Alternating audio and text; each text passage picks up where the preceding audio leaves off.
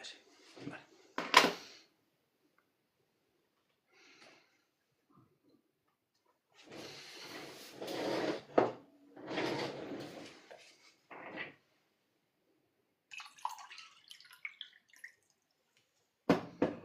Buenos días.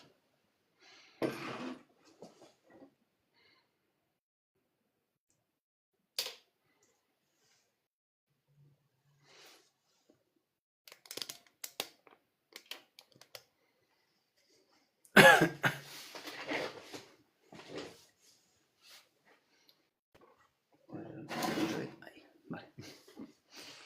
Hola, buenos días. ¿Qué tal, Leonesa?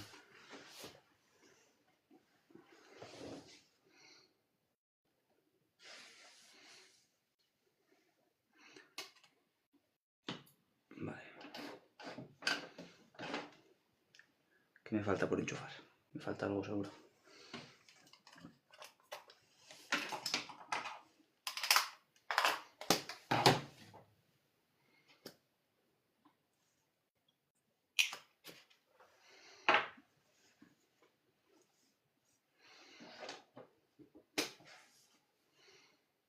Ahí siempre me llama alguien durante el directo. Buenos días. Gracias, Rose. Nada más empezar.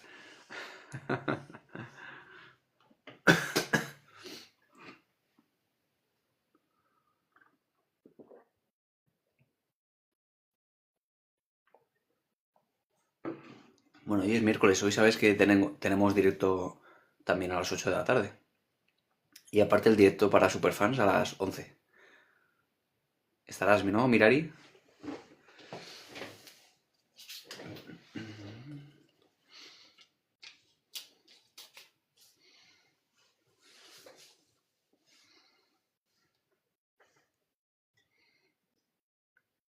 Hola, buenos días.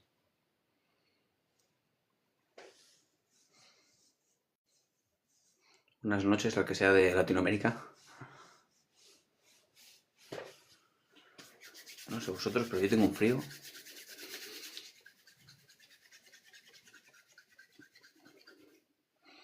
Estoy helado y es que si pongo la estufa no se escucha bien, porque hace ruido de fondo.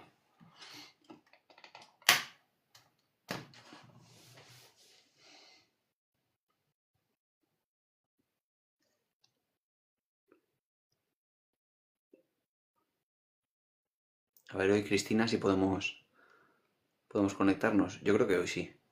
Hoy no va a haber problema. A ver a las 11 si conseguimos que entres.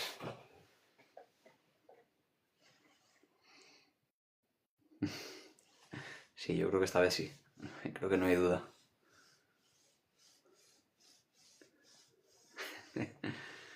Ponte una mantica en los pies. Gracias, Cubi.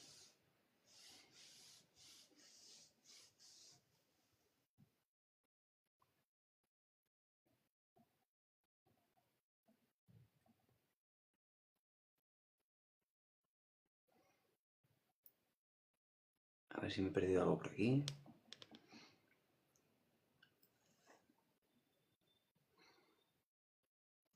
Soy como una nuez. Mira, tos esta no se me va. Ni se me va a ir ya en la vida, creo. Soy como una nuez, buen aspecto por fuera, pero vacía por dentro.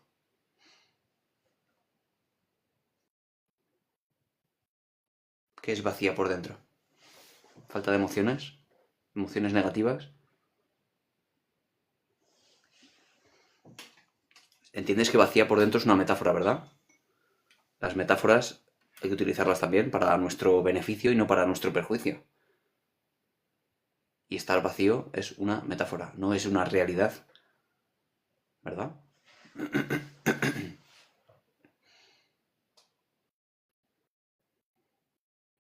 Y hablábamos el otro día de que no estás sola, porque por ejemplo te conectas aquí todos los días, ¿no?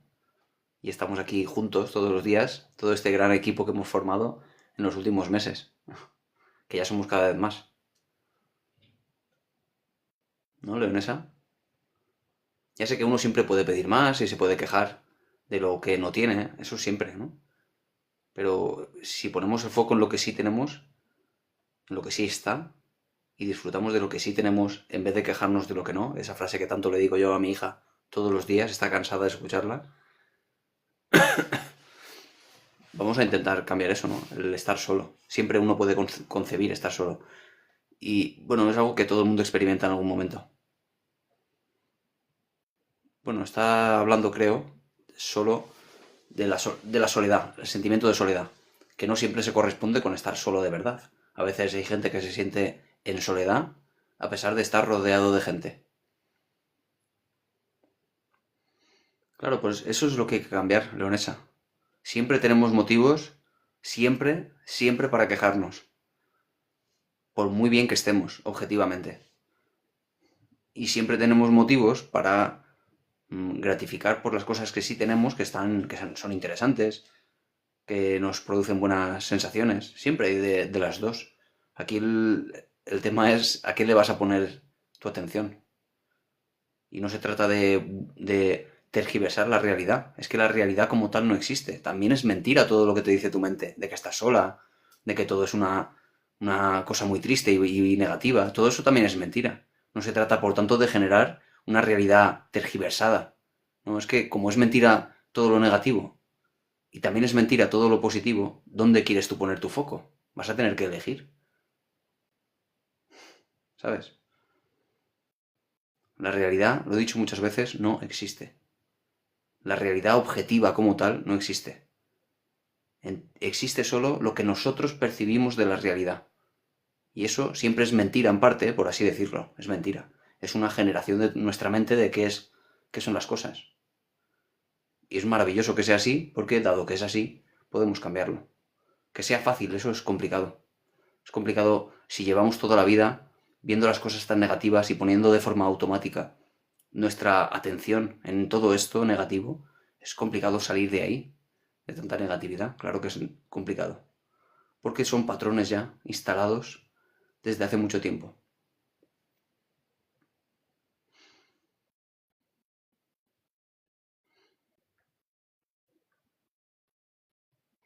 Gracias, Alida.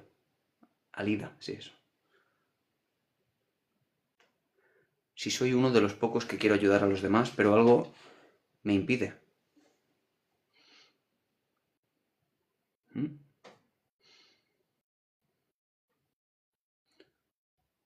Soy uno de los pocos que quiero ayudar a los demás. ¿Y por qué crees que hay poca gente que quiere ayudar a los demás? No estoy seguro de que sea poca gente la que quiere ayudar a los demás. Eso por un lado es una creencia tuya. Por otro lado, no llegas a ayudar a pesar de que quieres. Y te lo impide algo que no sabes definir. Gracias, Alida. ¿Qué es lo que te impide ayudar a los demás?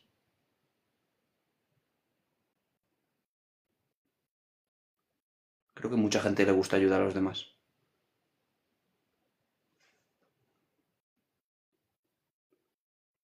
Buenos días, estoy trabajando, pero te escucho. Gracias. A ver, aquí tenemos una mala experiencia, creo, con la psicología. Ir a esa psicóloga ha sido el peor error de mi vida. Qué mala experiencia, ¿no? Abuela divina. A ver, creo que nos decía algo un poco antes. Em, buenos días, buenos días. Porque si durante años he llevado a mi hija, está peor aún. ¿Qué tenía tu hija? Pero durante años es demasiado, como siempre digo. Al psicólogo no se puede estar yendo durante años y años y años sin ningún fin. Tiene que haber objetivos. Tiene que ir alcanzándose esos objetivos y si al cabo de determinado cantidad de meses al final no funciona nada, la terapia tiene que dejarse o cambiarse por otra.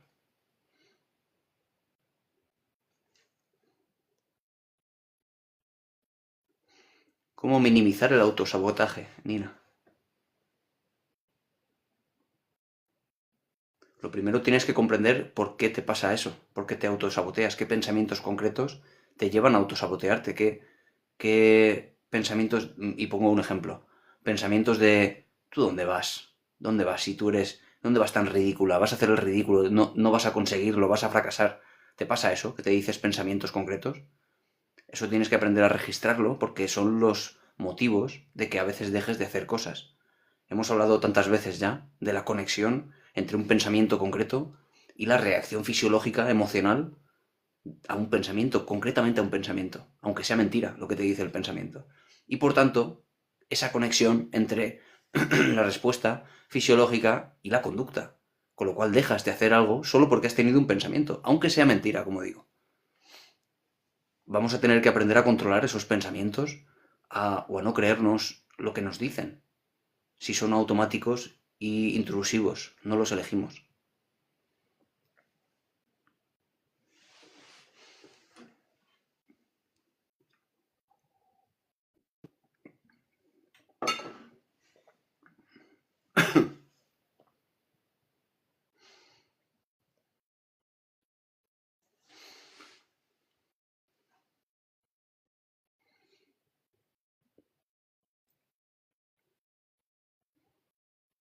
A ver.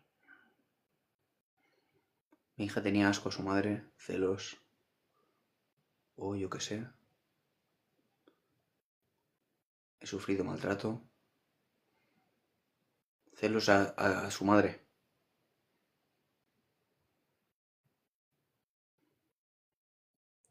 Y ha estado años en terapia y no lo ha conseguido.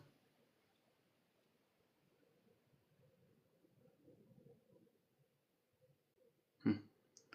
Algo no ha funcionado la terapia, pero no puede estar alguien años y que vaya peor.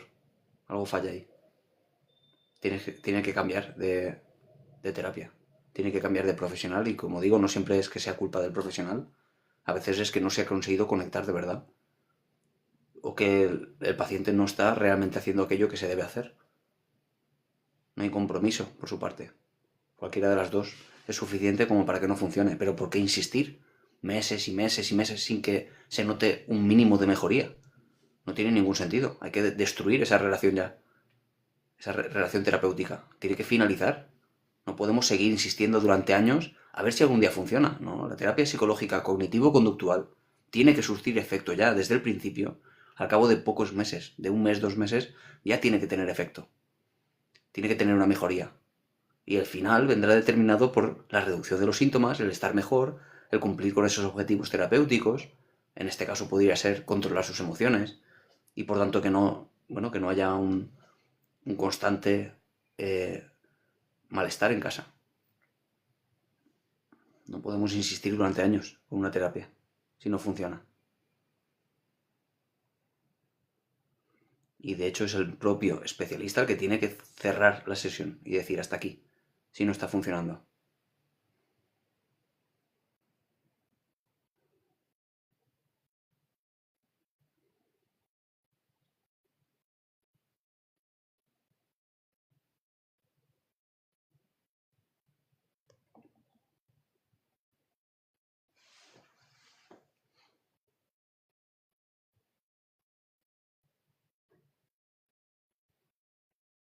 Adiós, te marchas ya, Cubí. Tengan buena suerte, disfruten su vida porque nunca sabrán cuándo terminará. No te estreses por algo que no puedes hacer. Tú sigue adelante, nunca te rindas. Gracias, Cubí, por el comentario. Hola, Lisette.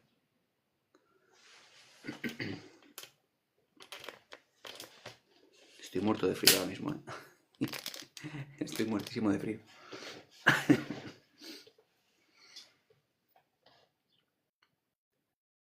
A mí me gusta ayudar a los demás, pero tengo mi casa hecha un caos. Y debería ser lo primero, ¿no crees, María? Un caos que es con peleas y esas cosas.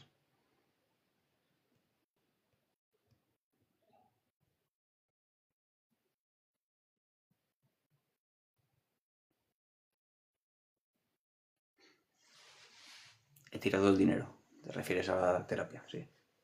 Si es durante años, probablemente sí. Como digo, tiene que funcionar desde el principio. Y ahí algo no ha funcionado. Debería cerrarse la sesión al cabo de 2 meses como mucho si no ha funcionado nada. ¿Vale? Lo digo como recomendación general. Si alguien va al psicólogo y no funciona nada a cabo de pocos meses, no hay que insistir. Y no es culpa ni de la persona ni del psicólogo, a veces es la relación. No sabemos por qué a veces no funciona. Hay que buscar otro profesional. Yo he tenido extrasístoles y ya no hago ejercicio. Me viene a la mente siempre que hago que algo que, a ver, en corazón. Problemas del corazón, ¿no?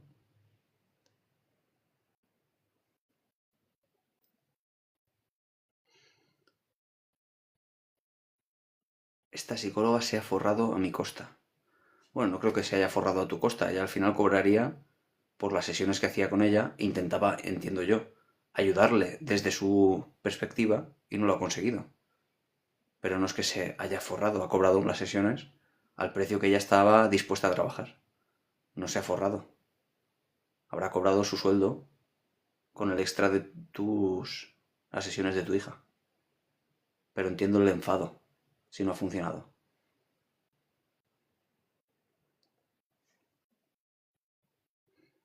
A ver, buenos días. ¿Por qué siento que mi voz interior la siento con poca fuerza?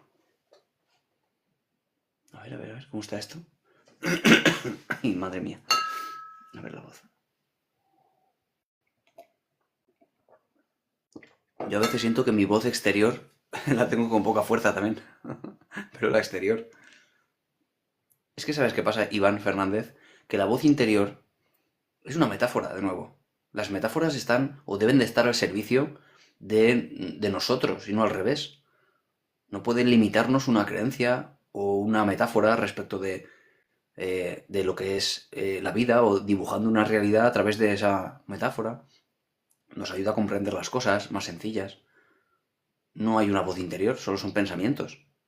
Que suenen más fuertes o más débiles, ¿qué significa? Si no existe como tal, solo son palabras en nuestra mente. No tiene voz, no tiene sonido fuerte ni débil. Más bien es cuánto caso le haces tú a esas palabras que salen en tu mente, porque hemos aprendido a través del aprendizaje la lectoescritura y por eso aparecen palabras en tu mente, que es un pensamiento. El pensamiento lo codificamos a través de la lectoescritura, pero no es ni más fuerte ni más débil. ¿Cuánta atención le prestas tú a tus pensamientos? Es más bien eso. Aquí lo de las metáforas, de verdad, no podemos sentirnos arrastrados por ellas, porque tenemos de verdad que dominarlas y que sean una herramienta para nosotros. ¿Sabes lo que quiero decir, Iván?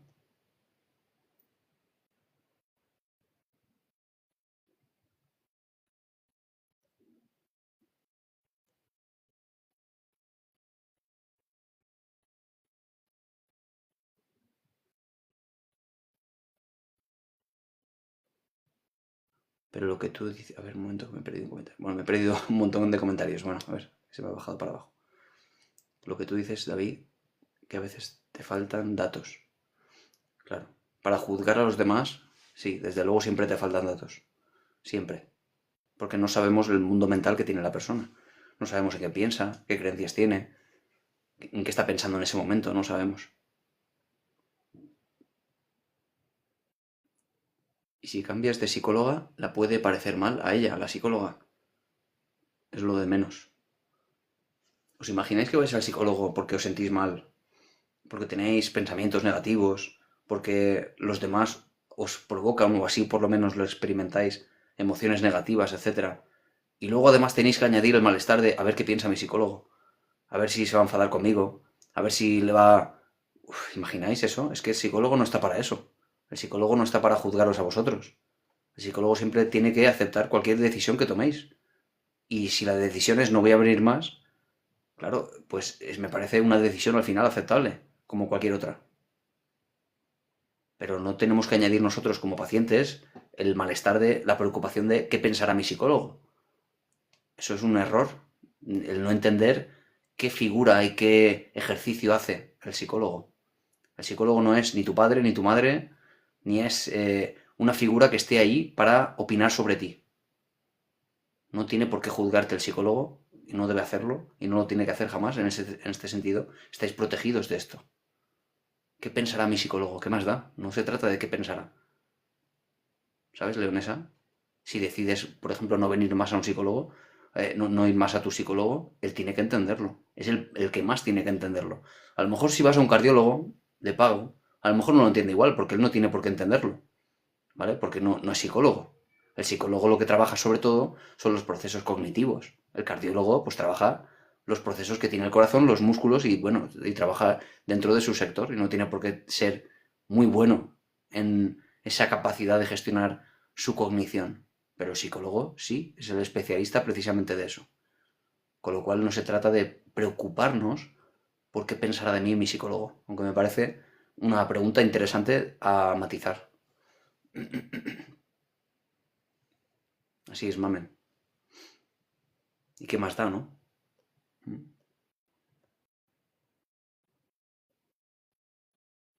¿Existe el lenguaje personal? No entiendo eso. El lenguaje personal. Chispa. Qué bueno escucharte. Gracias, mensajera de almas. Sí, gracias, me ha servido tu respuesta. Gracias, Iván, a ti por la pregunta.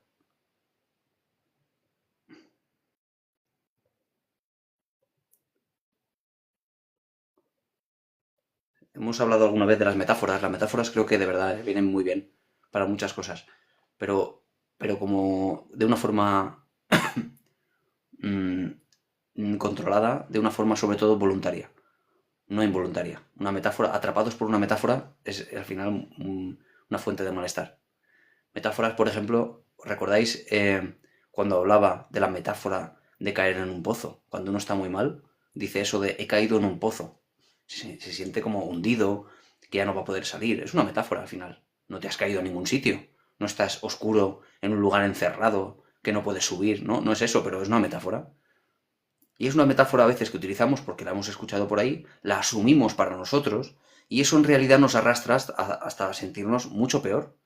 Por eso digo que las metáforas tienen que estar al servicio de nosotros y no que nos limiten. Si nosotros en vez de pensar cuando estamos muy mal que hemos caído en un pozo, si en vez de eso cambiamos por otra metáfora, que viene muy bien esta, el pensar que hemos entrado en un túnel, desde luego vamos a experimentar algo muy diferente. Tenemos que asumir que ha sido así, que hemos entrado en un túnel. Estamos mal, está oscuro igual que en un pozo, pero en un pozo no puedes subir. Y en un túnel, sin embargo, tú puedes seguir y seguir para adelante y llega un momento en que empieza a haber luz otra vez, porque por el otro lado hay salida. Bueno, es una metáfora maravillosa, que en realidad mmm, encuadra a tu mente en otra experiencia diferente. Las metáforas se utilizan mucho en la terapia de aceptación y compromiso, por ejemplo. Y se trata precisamente de ayudar a nuestra mente a entender lo que estás viviendo de una forma sencilla, práctica, visual, muchas veces. Sirve muy bien. Pero de verdad, cuidado con las metáforas que nos limitan, que son automáticas, que no buscamos nosotros. Nos atrapan y nos quitan al final libertad, solo porque nos hemos creído una metáfora que está en la cultura popular y sencillamente lo asumimos.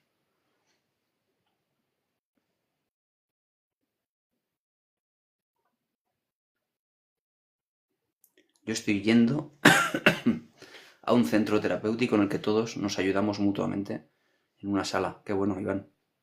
Es un dispositivo público.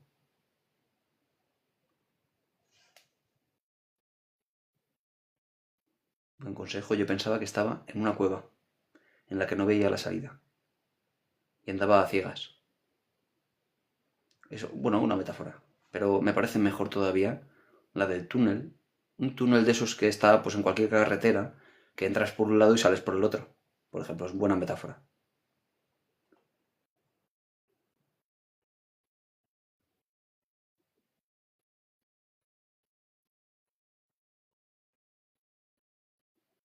La imperfección del ser humano, nos dice Tengo claro, en un proceso de madurez individual y colectivo para conectar con la fuente de la divinidad y hallar equilibrio y verdad.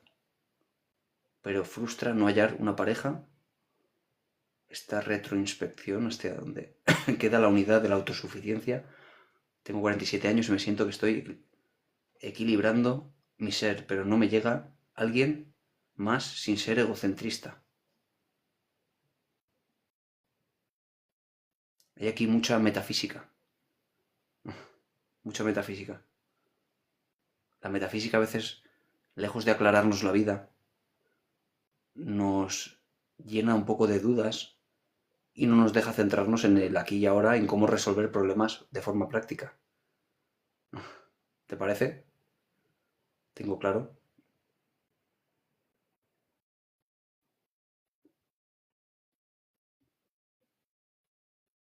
Porque yo no sé qué es la fuente de la divinidad, ni la busco, ni sé si eso me va a aportar algún día algo. Yo sé que si tengo un problema busco una solución práctica, por ejemplo. Si tengo un vacío, como hemos dicho, busco cómo llenarlo con cosas de tipo metas, retos, vida social. Igual puede ser ayudar a la gente, no lo sé. Cada uno tiene que encontrar lo suyo.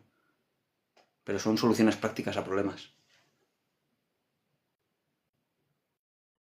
Es una muy buena forma de relacionarse con nosotros mismos y con el entorno. Buscar soluciones prácticas a los problemas. Y las soluciones prácticas a veces pasan por cambiar cosas del entorno, por hablar con alguien, por tomar una decisión y salir de un sitio y entrar en otro. Bueno, por un lado eso. Y otras veces la solución a los problemas es psicológica. Es cambiar un pensamiento, una creencia férrea que tenemos, flexibilizar algo que creemos que es tajante y absoluto. A veces es, bueno, pues todo eso desde luego nos ayuda a vivir en esta vida de una forma flexible, adaptarnos y no perdernos en vaguedades al final, que es lo que pasa tantas veces, el no saber qué es lo que te pasa, el perderte en la vaguedad, en la inconcreción. Es lo que hace muchas veces el psicólogo en la primera sesión. Llega el paciente y no sabe lo que le pasa, pero está acosado por un montón de malestares sin saber muy bien ni de dónde viene, ni por qué razón, ni qué hacer. Hay que concretar exactamente qué es lo que le pasa para poder empezar a buscar algún tipo de solución. Y siempre hay algo que cambiar, siempre hay algo.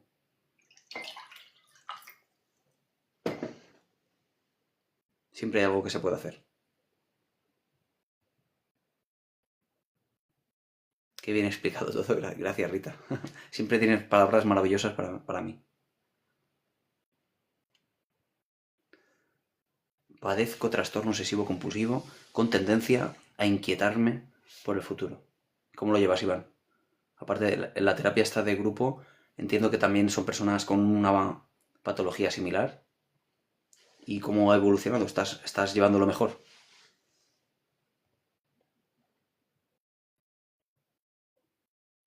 Por eso me decías lo de la voz interior como débil, ¿no? Porque estás como mm, más bien azotado por esos pensamientos intrusivos y los pensamientos voluntarios, como que no les encuentras tanta fuerza, decías, ¿no? ¿Es eso lo que pasa? Bueno, con lo cual habrá que generar esos pensamientos alternativos y ser capaz de prestarles atención. Lo que decía antes, ¿no? No se trata de fuerza, sino de qué cantidad de atención le dedicas. Otra metáfora de la atención, por ejemplo, y es una buena metáfora, para entender cómo funciona la atención en los seres humanos, es una linterna en la oscuridad. Si uno piensa en una linterna en la oscuridad, en la que pues queda una aureola de luz en medio de la oscuridad, solo en aquellos lugares donde enfocamos la linterna se ilumina con ese círculo de luz y el resto está a oscuras. Así funciona también el foco de atención. Donde prestamos atención se hace más realista, solo por el hecho de prestarle atención. Todo lo demás está a oscuras, completamente a oscuras, porque no le estamos prestando atención. Es lo que pasa con los pensamientos intrusivos, que si le prestamos atención los hacemos más realistas, pero mucho más de lo que en realidad son. Vamos a tener que poder poner el foco de atención, mover la linterna hacia otro lugar, hacia otro pensamiento que queramos nosotros, que sea voluntario. Eso es lo que debemos hacer con los pensamientos. No se trata de que sean fuertes o débiles unos u otros, es más bien qué cantidad de foco, de luz está recibiendo. Estamos muy metafóricos hoy y es maravilloso.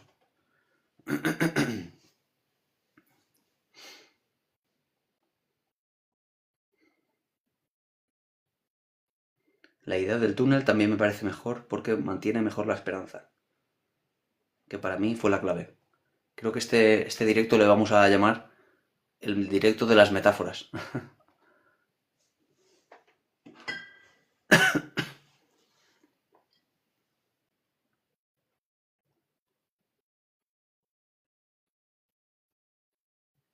David, yo tengo una página de palabras maravillosas para ti.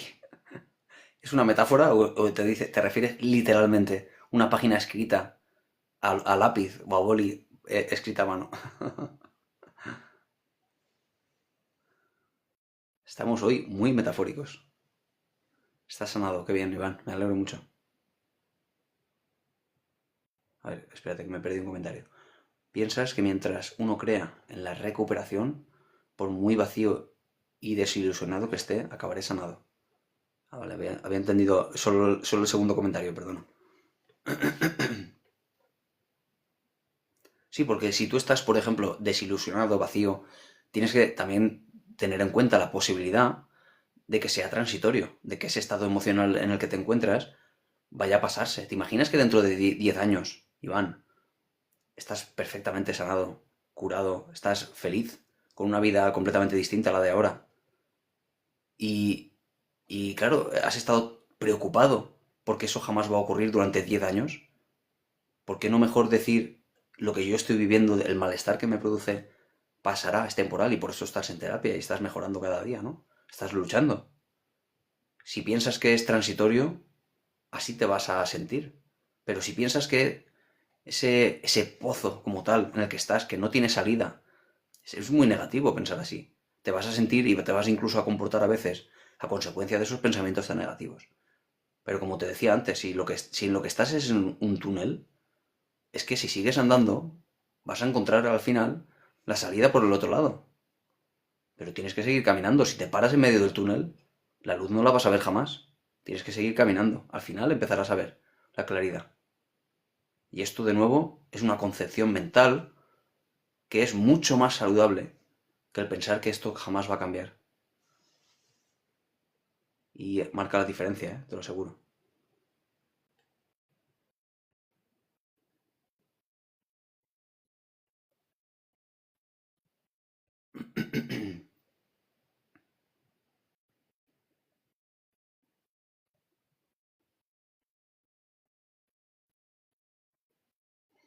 Estamos súper metafóricos. El programa de las metáforas.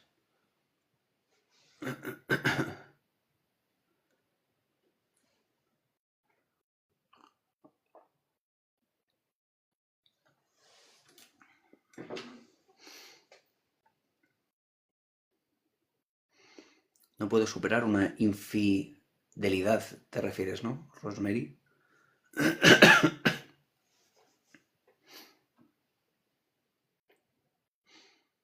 A ver, de inmediato, pero señor David, se le olvida algo fundamental. Adelante. René.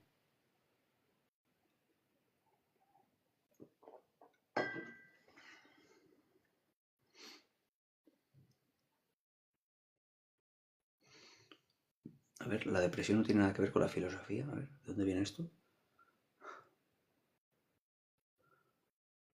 Que me lo he perdido.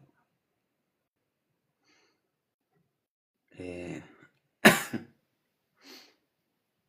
es que eres único, estoy aprendiendo más contigo que en años de terapia. Qué bien, Rita. Me alegro mucho. Para eso estoy aquí, para comentar cositas de psicología. Saludos desde la nueva medicina germánica, David, dice Jesús.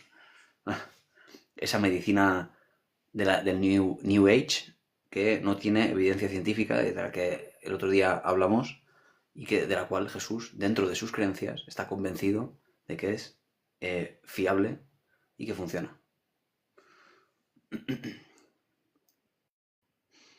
Los enemigos de los cristianos usan las metáforas para atemorizar. No, las metáforas las utiliza todo el mundo.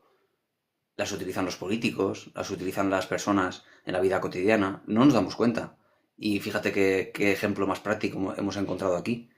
Hemos encontrado una persona que hablaba de que la voz interior es débil, que estoy hundido, que estoy... Bueno, nadie está hundido porque para estar hundido tendrías que caerte en un hoyo. Son metáforas al final. Todos utilizamos metáforas y a veces las utilizamos para amedrentar al otro. Claro, eso es posible. Bueno, todo el mundo utiliza las metáforas. Lo que digo sobre todo es que las metáforas las utilicemos nosotros a nivel psicológico para nuestro beneficio y que no nos sintamos atrapados por ellas. Pero que se utilizan, claro. Las metáforas es el lenguaje. El lenguaje transforma la realidad, como decía Ludwig Wittgenstein, un lingüista que hablaba de que los límites de tu lenguaje son los límites de tu mundo.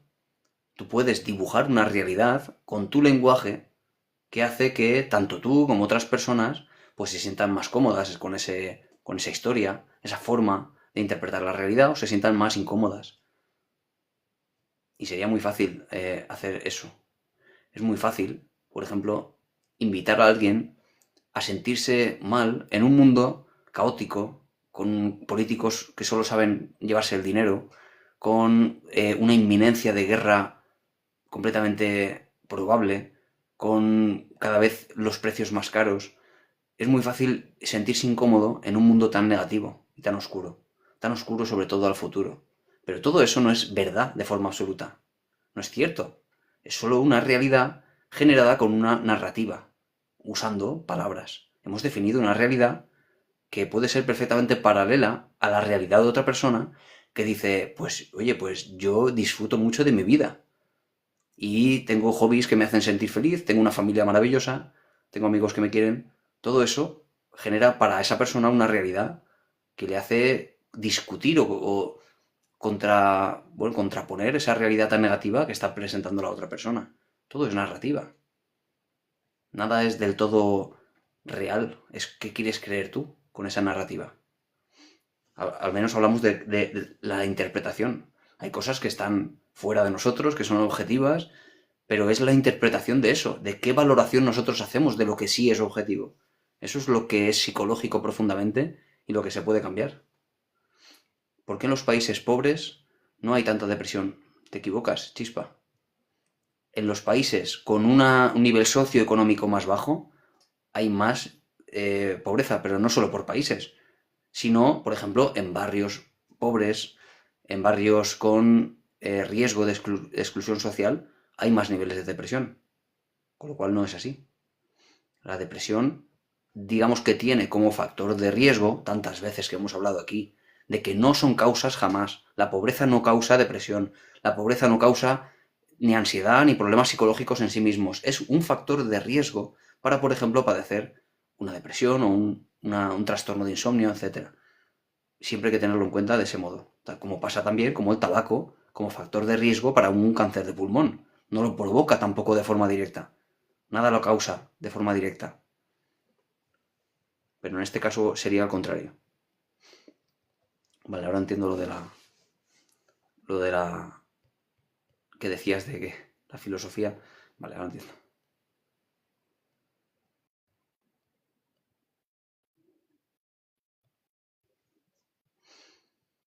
Hola, yo escribí 3 libros para contar mi historia de vida y me ayudó a liberar años de dolor en mi vida. Qué bueno, Yaquita. Ayer estuve hablando en la radio de la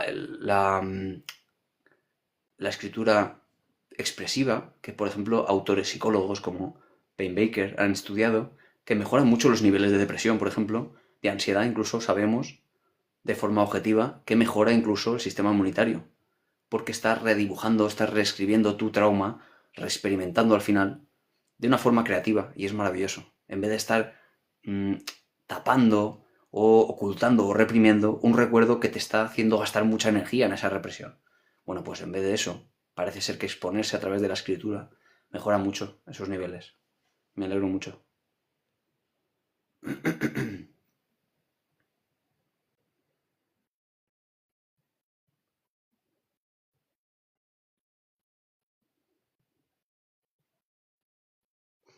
Las emociones no enferman, entonces estaríamos todos enfermos.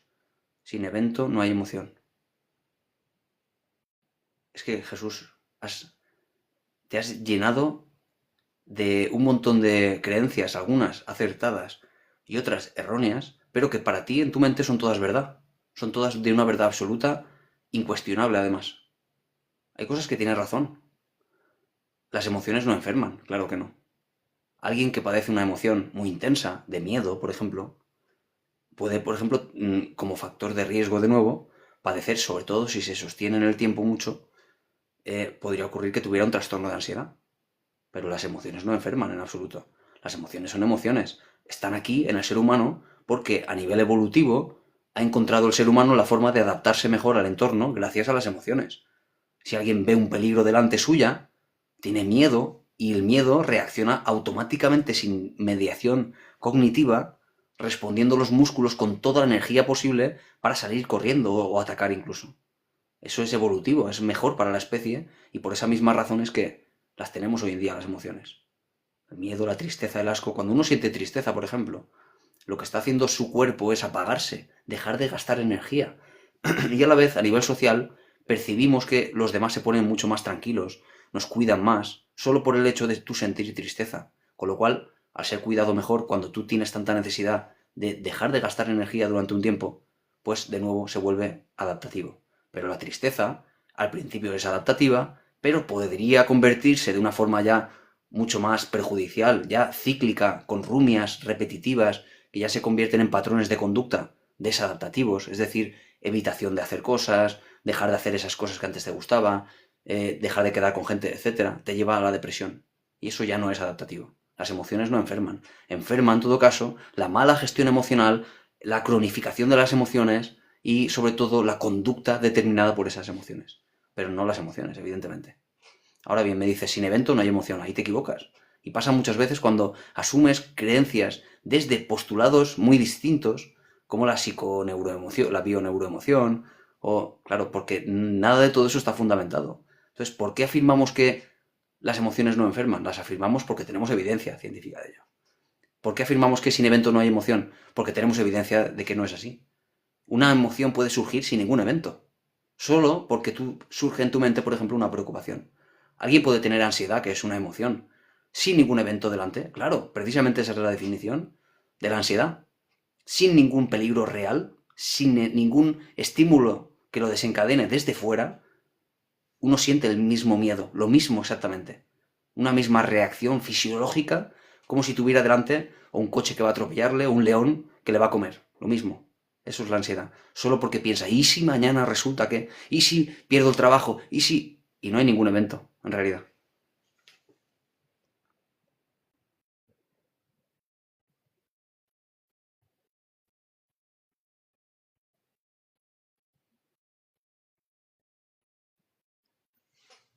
A ver,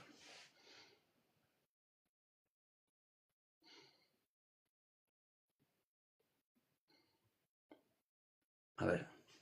Me decía por aquí, se le olvida algo fundamental.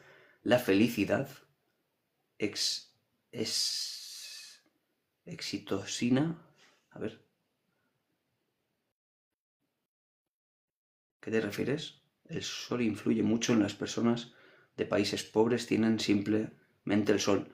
El sol, por ejemplo, tiene mucho que ver también con la depresión, en cuanto de nuevo un factor de riesgo, ¿sí? Porque en países, por ejemplo, con mucho menos sol, hay más índices, más prevalencia de depresión. De nuevo, ¿de forma causal? No, no de forma causal. Porque entonces todas las personas que viven en países sin sol, todas, el 100% tendrían que tener depresión.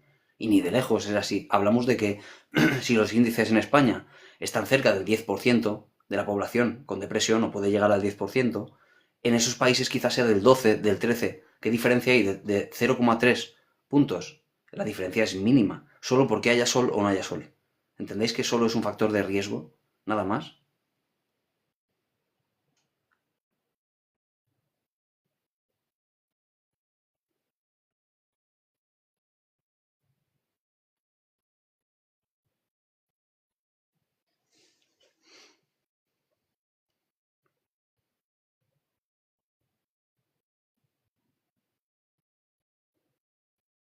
A ver.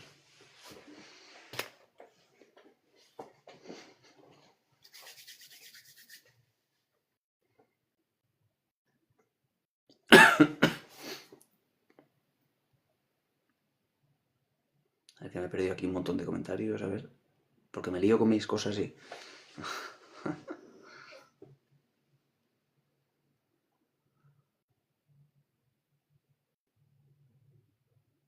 las emociones son indicadores del conflicto biológico. No, Jesús, eso no es cierto. De nuevo asumes cosas de distintos lugares y algunas son evidentemente ciertas porque lo sabemos y otras no. Y esto, por ejemplo, no está demostrado, esto que estás diciendo ahora. Las emociones no son indicadores de conflictos biológicos, aunque sé de dónde viene esto, como te decía el otro día. Viene de la bioneuroemoción. Aquí en España, de Enrico Olvera, dice cosas que no están demostradas, las ha asumido como una realidad absoluta, así lo vende y así, por ejemplo, te ha entrado a ti que has creído en él sin cuestionarte siquiera si es posible que no sea verdad. No te lo has cuestionado. A ver, mi hija de 8 años está siendo acosada por su tutora, anda, por su tutora. Le insulta en el oído y también delante de todos. O sea, por su tutora, fijaos, ¿no?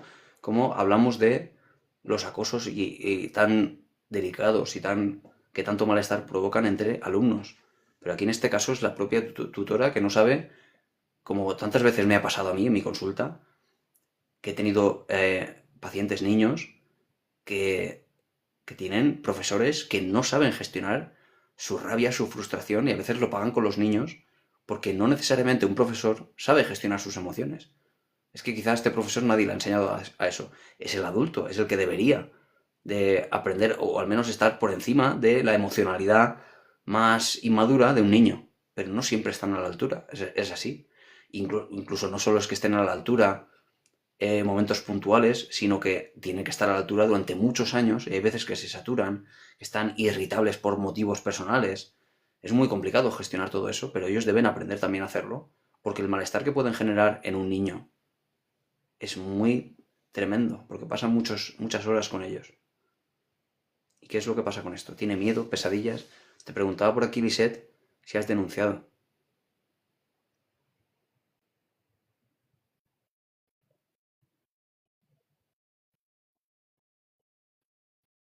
No quiere ir al colegio. Esto lo has denunciado porque esto es un acoso, evidente. Porque si encima hay pruebas de que le ha insultado en público con otros compañeros, se puede denunciar y con evidencia, ¿no? Aquí tenemos que, siempre cuando hay un mal externo, en este caso, que es objetivo, bueno, pues si hay insultos, si hay algo que cambiar del entorno, como por ejemplo en este caso, se podría denunciar con tal, ni siquiera de castigar a la persona como tal, sino de que esto pare. Y probablemente la profesora, si es denunciada legalmente, le dé miedo. Y este miedo genere un cambio en su conducta. Porque al final las emociones, los pensamientos y las reacciones conductuales son parte de lo mismo. Necesitamos que esta profesora cambie su conducta. No se trata de castigarla y verla como la mala de la película, es que ella no sabe controlar esto y tiene que aprender a controlarlo. Y a veces, pues lo que está en nuestra mano es cambiar del entorno eso. A veces mediante denuncias, a veces mediante la asertividad, como sea. Y si no se puede cambiar ya el entorno, es cuando uno trabaja sus emociones con tal de no tener que estar todo el día con ese malestar.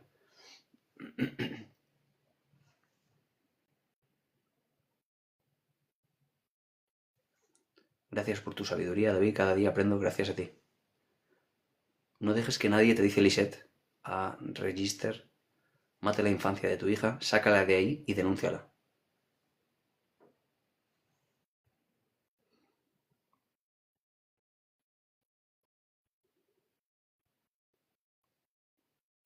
El doctor Hammer era un genio.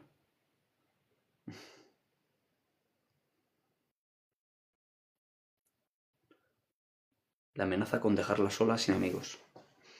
Pero te pregunto, Register, ¿has denunciado a la profesora? ¿Tú eres la madre o estás hablando de la niña? Y eres tú la niña, a lo mejor a veces ocurre esto porque uno no quiere hablar de sí mismo. Pregunto, ¿has denunciado? Te lo digo porque a veces la gente, pues bueno, de nuevo, le da miedo de denunciar. Su psicóloga dice que está muerta de miedo.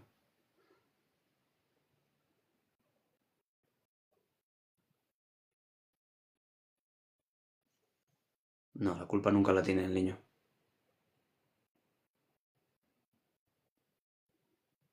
No, pero no hablo de hacerlo constar en dirección. Hablo de una denuncia en la policía. Y ya con esa denuncia, Register, con esa denuncia ya vamos al director. con la denuncia en la mano. He puesto una denuncia por acoso. Y con eso vamos al director. Porque el director no va a poder tapar eso. ¿Vale? Y luego muchas veces creemos que entre ellos se tapan todos y que todo forma parte de un engranaje perfecto de conspiración contra nuestros hijos. Luego no están así. Porque luego ellos también tienen sus discrepancias. Lo mejor es siempre denunciar, claro. No digo denunciar solo a un sitio o a otro. Lo mejor es ir poco a poco llevándolo en escala a una posible solución. Ir tomando decisiones para esta solución. Aplicas un intento de solución, no funciona. Aplicas otro un poco más elevado. Aplicas otro hasta que algo funcione. Si tú has ido a hablar con el director y has hecho bien y ves que no funciona, vas a tener que denunciar, pues bueno, a la policía, por ejemplo, porque es un delito el acoso. Eso es un delito, no es otra cuestión, porque además es sistemático. ¿Que no funciona? Pues habrá que ir aumentando la carga, la presión, con tal de que esta profesora ceje en su empeño, ¿no?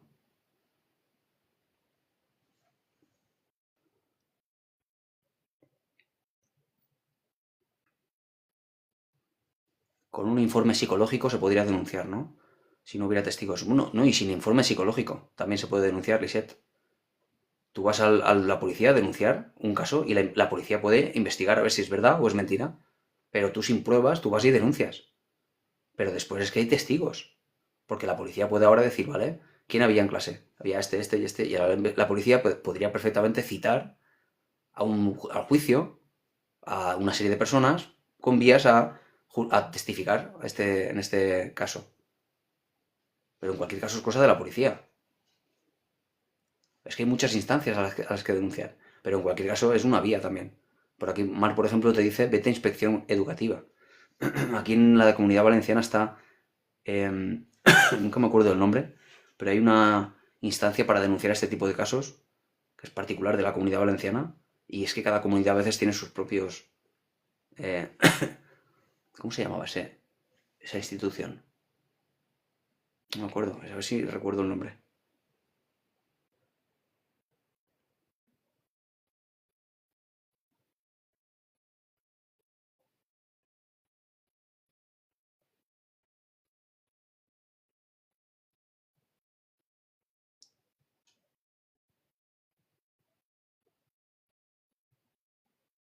¿Qué pasa por aquí? Perdóneme usted, le dice Samamen, que me he perdido algunas cosas, seguro.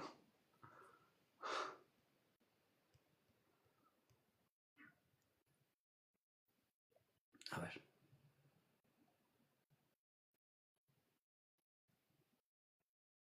Es que preguntan a los niños con la profesora delante y los niños se mueren de miedo si lo cuentan.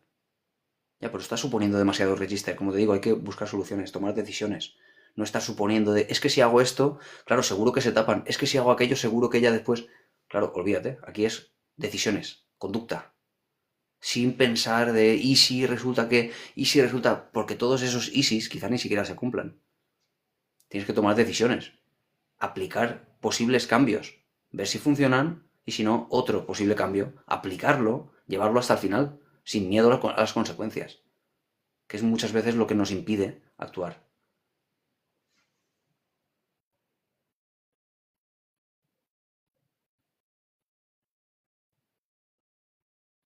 Aquí te proponen gente que sabe más que yo de leyes, cuestiones, por ejemplo, como Marta Gómez te dice, al Ministerio de Educación, pero a través del correo electrónico para que conste esa situación, pues son diferentes soluciones, ¿no?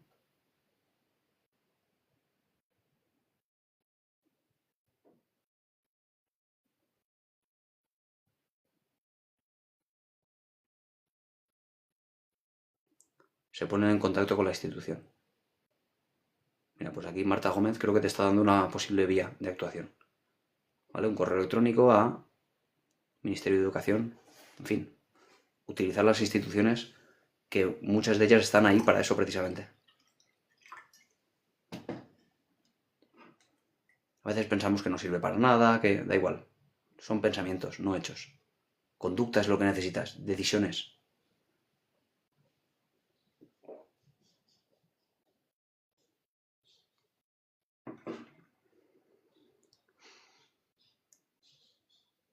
Lo sé porque lo hiciste tú, ¿no?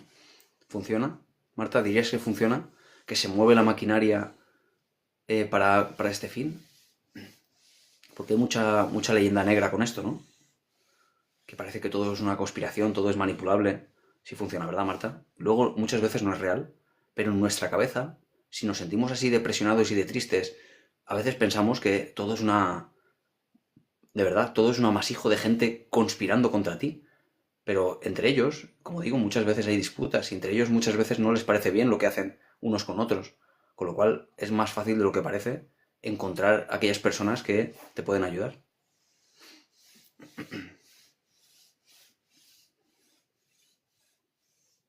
El correo no lo puede negar. Bueno, o incluso la denuncia, ¿no? En la policía. Tampoco lo puede negar.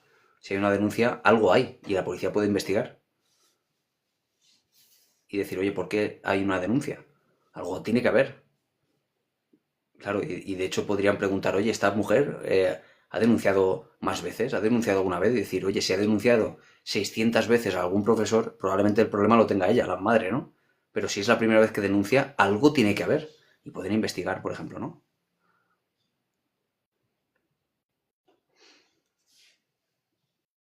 Seguro que hay un teléfono para acoso escolar. Puede llamar y le dicen a dónde puede acudir, que le asesoren, eso es. No has podido estar, Maribel, pero ahora sí, ¿no? Para el directo para suscriptores. Nos vamos a conectar casi ya, son las 11. Ah, vale, pues hablo bueno, aquí por YouTube. Es que estoy hablando también en TikTok. Estoy en directo también. Aquí siempre somos mucha gente. En TikTok somos ahora 120 personas.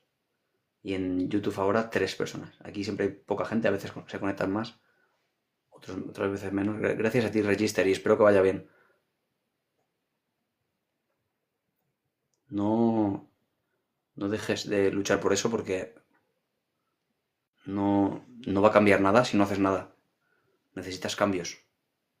Lo que suele pasar con el bullying, por ejemplo, es que no se cambia nada con la esperanza de que algún día mejore la situación. Pero si no se cambia nada, todo va a seguir exactamente igual. Muy bien, Marta, gracias por el apoyo.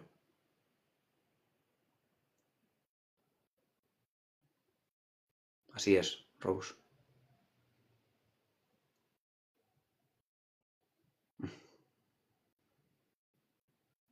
Hay que empezar a ver las situaciones complicadas como esta, que lo es complicada, como retos, no como problemas.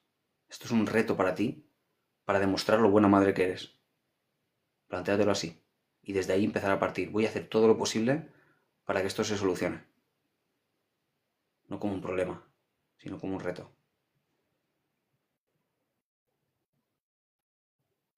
Se necesita educación emocional, no miedos.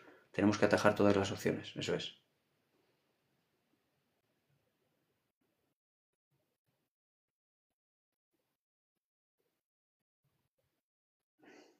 Sí, se puede.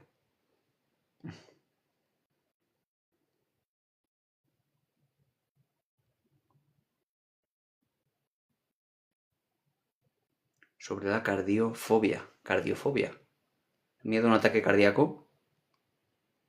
¿Miedo a morir? ¿De un infarto te refieres? Sin ningún tipo de evidencia de que tengas padecer en el corazón, que tengas algún tipo de arritmia o algo así, o sí, o con algún tipo de problema del corazón.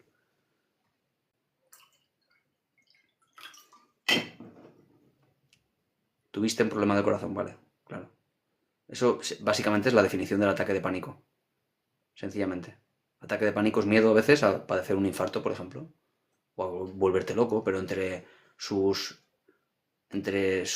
digamos, sus síntomas está el miedo al ataque de pánico, perdón, miedo al ataque del corazón. Es muy frecuente eso, es un ataque de ansiedad. Por lo tanto, lo que tienes que trabajar es la ansiedad, más que el corazón, ¿no? Y el hecho de evitar el deporte con tal de que no te dé un infarto, realmente no te ayuda. Te está haciendo sentir el alivio de no hacer deporte, con lo cual, pues cualquier mínimo ejercicio que hagas, aunque sea levantarte de la silla rápido, te va a estar generando todavía más ansiedad. Tienes que enfrentarte a esa ansiedad, que es lo que se suele hacer mediante la exposición con los trastornos de ansiedad. Tienes que trabajarlo. Bueno, hablamos de esto si quieres a las 8 de la tarde, hoy que también me conecto, o mañana a las 10. ¿Ok? Bueno, voy a marchar, voy a hacer un pequeño parón para hacerme un café, para subirlo por lo menos, y me conecto en el directo para suscriptores, ¿vale? El que quiera unirse, pues ahí tiene el espacio, no sé ni cómo se hace, de uniros a los suscriptores. No, a los suscriptores no, a los superfans, porque los suscriptores nos permiten acceso al directo para superfans, que son cosas que yo no acabo de entender todavía. Algún día lo entenderé. Bueno, Maite, estoy enseguida aquí, ¿vale? Voy a bajar a por un cafetito. Estoy helado. Adiós, adiós. Esta noche a las 8 un poquito más. Adiós, adiós. Bueno, muchas gracias a todos. Gracias, Rita. Marian, Rose, gracias. Marta, gracias por la ayuda ¿cómo se llamaba? No nos ha dicho el nombre, pero bueno, se llamaba... Espérate. Register. No, no he dicho el nombre. A lo mejor no, tampoco quería decirlo. Hasta la tarde, Leonesa. Placer. Adiós, adiós. Gracias, yo mismo. Has estado más veces por aquí entonces. Ahí se me va la voz exterior. Adiós, adiós. Gracias.